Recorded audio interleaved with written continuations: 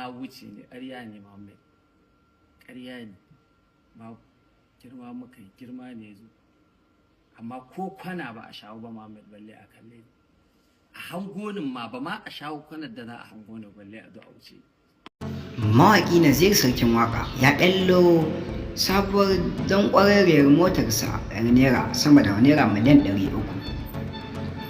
Assalamu alaikum wa rahmatullahi wa barakatuh. Tuma sauran mu barkamu da sake kasancewa da ku a wannan bidiyo kuma da subscribe domin jin complete labarin mawaƙi da kahutu kuma mawaƙi Naziru sarkin waka bisa ga wannan sabuwar mota ta mawaƙi Naziru da ya gwangwaje maso rayuwarsa da ita.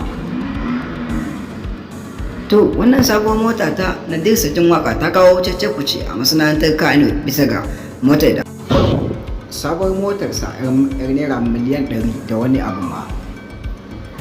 To duniya daga misali mutane sun yi shari akan wannan sabuwar mota ta da kahutu ake dogara a suna da gwamnati ko mai ma zai iya yi. To babu shakka sai kuma wanda ake ganin babu gwamnati a hannunsu wato mawaƙi Naziru sarkin waka wanda inda kana magana waƙar siyasa a waƙar sarauta ma'ana babu bashi da na biyu. Shi kuma babbar wannan sabuwar mota ta da ake magana ta haura naira miliyan 300. To abin da yanzu ya dawo tsakanin mabiya Naziru sarkin waka kuma mabiya da kahutu wannan su ce nasu ya fi wannan su ce ogan su ya fi kuɗi, wadda har wasu daga cikin mabiya goyon bayan Dauda kahutu suke wa wani sharhi mabiyin da zai su maka suke cewa yanzu ogan ku ba shi da komai ya ga kalar motar da ogan ya fito ma'ana jami'ar waƙar da kahutu to haka yake bai mai musu da martani ba. Shine wannan karan da Naziru sarkin waka ya sai wannan felleliyar mota tasa shine yake ya tag da shi wannan din nasa yaron nasa Muhammad yake cewa Muhammad ka gani ko wannan mota idan bata sai guda ɗaya ba za ta sai guda uku har ma a samu canji ko kuma a ɗaya iya guda uku. To dai babu shakka wannan yaro ya ji daɗi sosai, yaro a wajen Naziru sarkin waka wanda tabbas in dai haka ne tunda wanda da kahutu bai kamo kafarsa ba wanda ko kwana ma in aka sha ba zai iya magano da Naziru sarkin waka a fannin kuɗi. Wannan batu ne daga bakin shi Naziru sarkin waka wanda har yanzu zamu kunna muku bidiyon da muka saurara abinda shi mawaƙin Naziru sarkin waka yake magana. To mai sauraro shi kuma ba duk da cewa shi Naziru sarkin waka in ya mata bai tambata ba ma'ana akwai gwamnati a hannun su Rarara wanda duk inda kake magana a waƙar siyasa ce da kuma gwamnoni na Najeriya Rarara ya ɗaure zitam wanda yake a hannunsa yake sun zama taniyar ta tsawa da Rarara.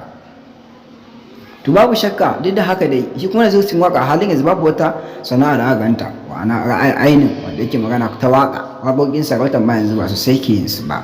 To kuma aga ya fallo wannan mota to abin da ya yake ne wanda har sashin ta daga ƙarshe yake cewa mu ba mu da gwamnati amma muna da Allah. To wannan magana dai tabbas ta kwantar da mabiya goyon bayan Naziru sarkin waka hankali domin gwanin nasu mutum da dama da kuma kusa ne hafizin alƙur'ani mahadacin alƙur'ani.